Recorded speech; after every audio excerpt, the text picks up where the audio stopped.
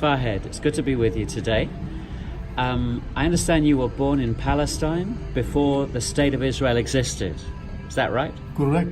I grew up in a small Palestinian Arab village 25 miles north of Nazareth in the Galilee area.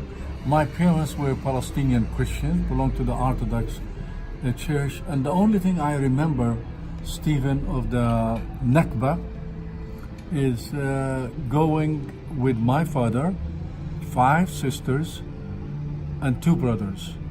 And as a 4-year-old kid, you first look for who? For your mother. My mother was not there.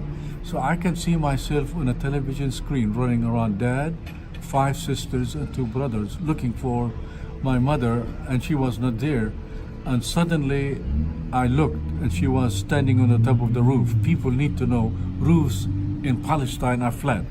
So she was waving her hand, and we left her and we went with my dad up east to a place called Yirka, is a Druze village. And we were makeshift Palestinian refugee camp, but I want to call it Scouts tents. It was like Scouts tents. When was this? In 1948, when the military was planning to come from Haifa toward my village. So to kick you out. Correct. And so after several months, we came back. My mother lived to be 86. My father lived to be 96.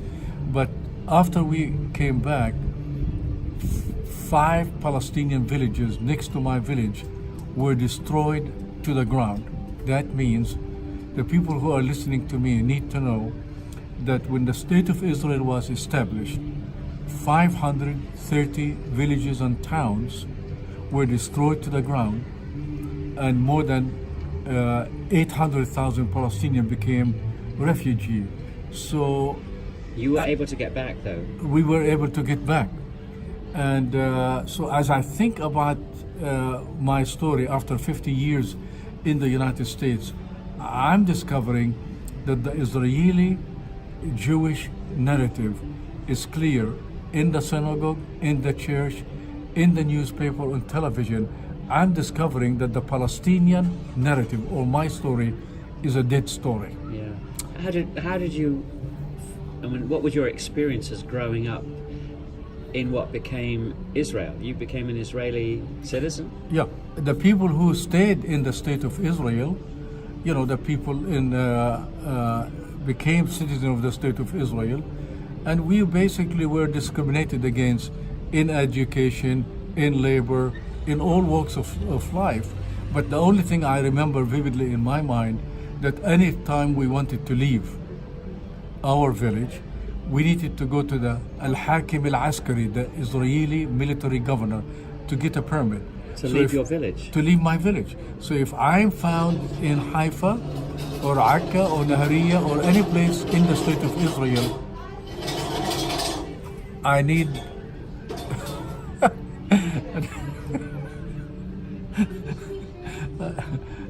any place we're going, I need to have a permit. And so when I came to the United States... Israelis didn't need a permit?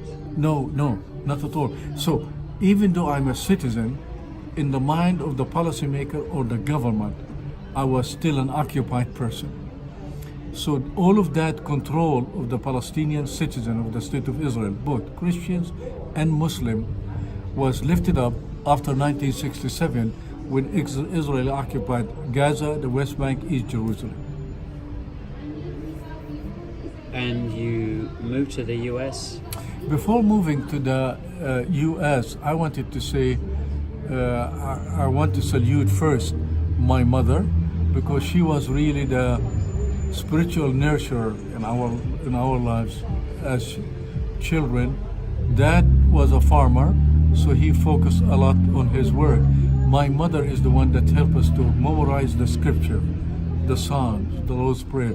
But as an Orthodox, she always wanted us to memorize the Nicene Creed. And 2 Scottish Presbyterian missionaries rented the second floor in our home. And really my commitment to Christ and my call to the ministry through the influence of Dr. Doris Wilson. And I wanted to pursue my education. The only two places there are seminaries will be Lebanon and Egypt. Where Jesus was born in Israel, Palestine, there's no place to train Protestant training. There's Catholic and there's little Orthodox, but not Protestant. And I met two women from Memphis, Tennessee, and I came to the U.S. in 1966 to pursue my college education. Training, yeah. Well, we're going to close it now, and we're going to pick up the story, what it was like here in the U.S. in a moment.